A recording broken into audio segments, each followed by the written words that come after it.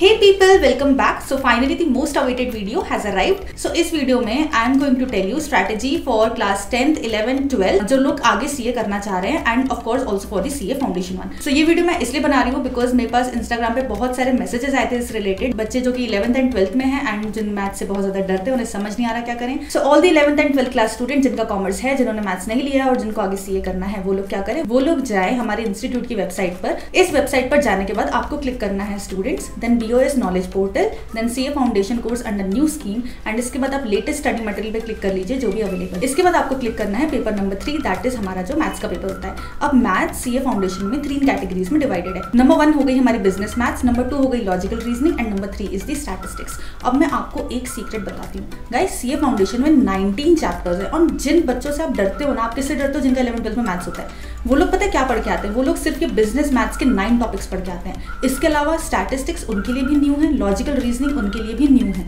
So total 19 chapters में से maths वालों को सिर्फ 7 चैप्टर्स आते हैं, बाकी के चैप्टर्स उनके लिए भी न्यू है. बट जब हम CA फाउंडेशन में जाते हैं, जब फैकल्टी मैथ्स पढ़ाती है, तो जो मैथ्स के बच्चे होते हैं ना, वो लॉजिकल रीजनिंग, स्टैटिस्टिक्स, ये वाले जो दूसरे टॉपिक होते हैं जो उन्होंने 11th 12th में नहीं पढ़े हो, उनको भी कैच कर लेते हैं.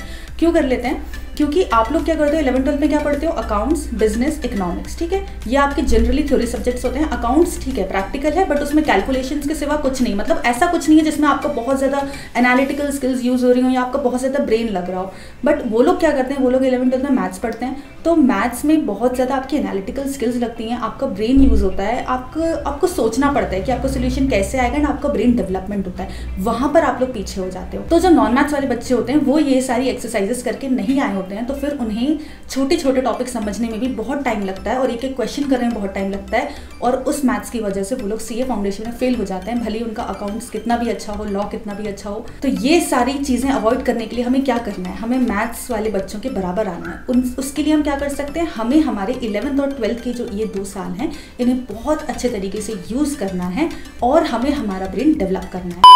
Unacademy has launched Yodha batch for CA final aspirants for May 22 and November 22 attempts starting from 14 July 2021. The faculties will be among the top educators: Amit Popli sir for law, Rahul sir for SFM, Kapileshwar sir for FR, Khushbu ma'am for audit, Sachin sir for SCMPE, Durgesh sir for DT and Mahesh sir for IDT. By taking only one subscription, you will get live interactive classes, unlimited recorded lectures, multiple educators for all the subjects, doubt solving sessions and mock test series. These are the rankers of Jan 21 and November 20 attempt of Unacademy. So subscribe now. Prices are very nominal. Use code CA Kavita to avail 10% discount. You can also get Abhyas batch for CA Final Group 2, in which everything for Group 2 is accessible. A last minute marathon class is also available from 11 July for CA Final Group 2 aspirants. अब आप आ गए website पर, ये रहा syllabus आपके सामने.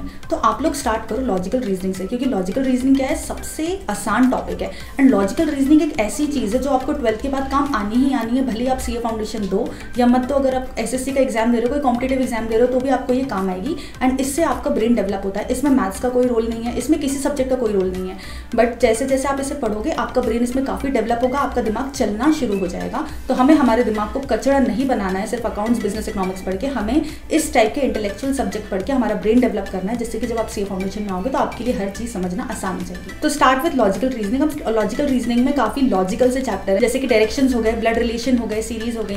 तो for example आप लोग अगर ब्लड रिलेशन से स्टार्ट करें, तो ब्लड रिलेशन में अभी हमें पता ही है कि क्या होता है जनरली, ठीक है. हमें आइडेंटिफाई करना होता है कि कौन सा रिश्ता किस में लग रहा है. तो सबसे पहले तो आप इन सारे रिश्तों के इंग्लिश वर्ड्स ढूंढो, जैसे कि मौसी को इंग्लिश में क्या कहते हैं, मामा को इंग्लिश में क्या कहते हैं, ठीक है. ये आपने पता कर लिया. इसके बाद आप जाओ यूट्यूब पर जब आप डालोगे ब्लड रिलेशन, आपके सामने ऐसी हजारों लाखों वीडियोस आ जाएंगी और उसके बाद आप इनसे सारी शॉर्ट ट्रिक सीख सकते हो, कॉन्सेप्ट सीख सकते हो.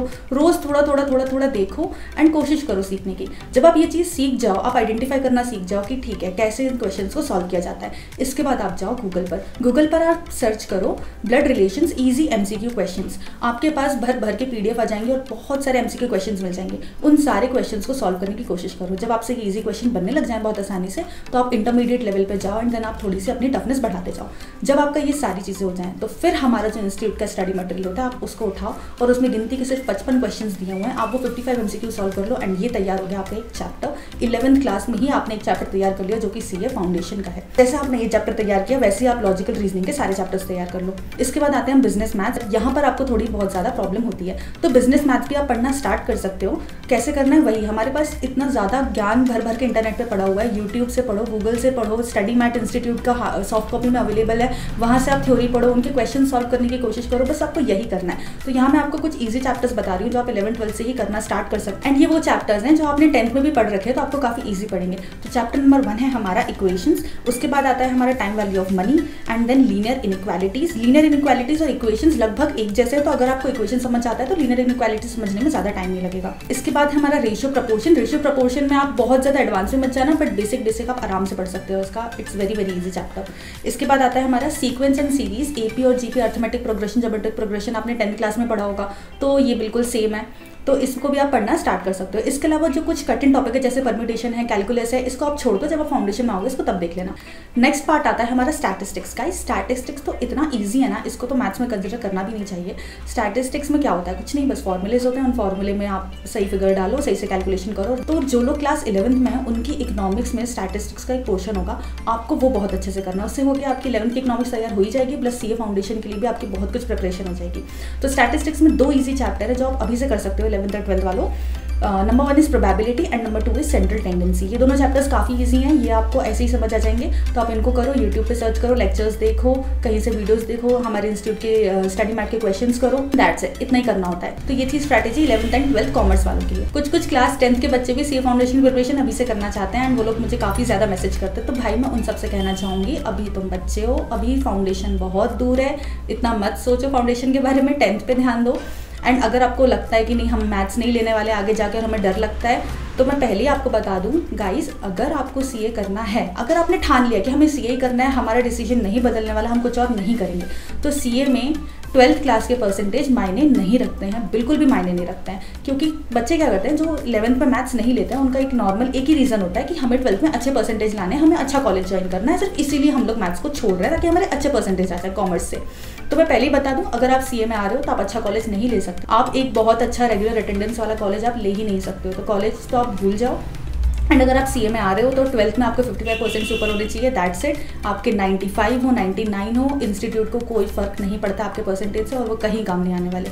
तो उन लोगों से मैं यही कहना चाहूँगी, अगर आपने मन में ठान लिया कि आपको सीए ही करना है, तो गाइस कॉमर्स विद मैथ्स ही लेना, क्योंकि मैथ्स लेने से हमारा ब्रेन बहुत ज़्यादा डेवलप होता है, एंड आप खुद अपने आप में डिफरेंस देखोगे 12th के बाद। इसके बाद आते हैं हम सीए फाउंडेशन वाले बच्चों के लिए, तो आपका अटेम्प्ट अभी दूर है, नवंबर 21 में, तो तब तक अभी आप लोग क्या कर रहे हो, अभी आप लोग कोचिंग ले रहे होंगे ऑफकोर्स। तो कोचिंग में बच्चे जो भी पढ़ाया जा रहा है ना, उसको घर आकर के अच्छे से उसका कॉन्सेप्ट रिवाइज करो। अगर नहीं समझ आ रहा है तो यूट्यूब पे वो टॉपिक सर्च करके देखो, एंड आपको बहुत सारे वीडियोस मिल जाएंगे यूट्यूब पर, इतना अच्छा सोर्स है आपके लिए नॉलेज का, वहाँ पर आप सर्च करो, थोड़ी सी खुद से रिसर्च करो, खुद से चीज़ों को समझने की कोशिश करो। और अगर फिर भी जैसे कोई चीज़ बहुत ज़्यादा कठिन है, जैसे कैलकुलस जनरली लोगों को बहुत टफ लगता है, आप पहले उस पर मेहनत करो, उस पर रिसर्च करो, अगर आपको समझ आ रहा है तो ठीक, नहीं समझ आ रहा है तो फिर लीव इट, ठीक है। एक टॉपिक छोड़ने में कुछ नहीं होगा, अगर उसका ज़्यादा वेटेज नहीं है तो फिर उसको छोड़ दो। बाकी के जो टॉपिक्स हैं वो ऐसे करो कि उनमें से कोई भी एमसीक्यू आ जाए ना, आपको बनना ही चाहिए। सो आपको क्या करना है, क्लासेस में जो भी पढ़ा रहे हैं घर आके उसके कॉन्सेप्ट अच्छे से पढ़ने हैं। उसके बाद आपको आईसीआई का जो स्टडी मटेरियल में जितने भी क्वेश्चन है वो सारे आपको क्वेश्चन करने हैं, एक एक इलस्ट्रेशन, एक एक एग्जाम्पल, टेस्ट योर नॉलेज के क्वेश्चन, सारे एमसीक्यूज, आपको सब कुछ करना है, क्योंकि मेजॉरिटी पेपर तो इंस्टीट्यूट के मॉड्यूल से बनता है। जिसने मॉड्यूल कर लिया वो समझ लो जीत गया आसानी से। तो आपके लिए फिलहाल यही है, बाकी जब आपका अटेम्प्ट आएगा तो लास्ट मंथ्स में कैसे रिवाइज करना है उसके लिए मैं अलग से आपके लिए वीडियो डाल दूंगी। So that's all for this video, please subscribe for more such useful and knowledgeable content. Thank you so much for watching.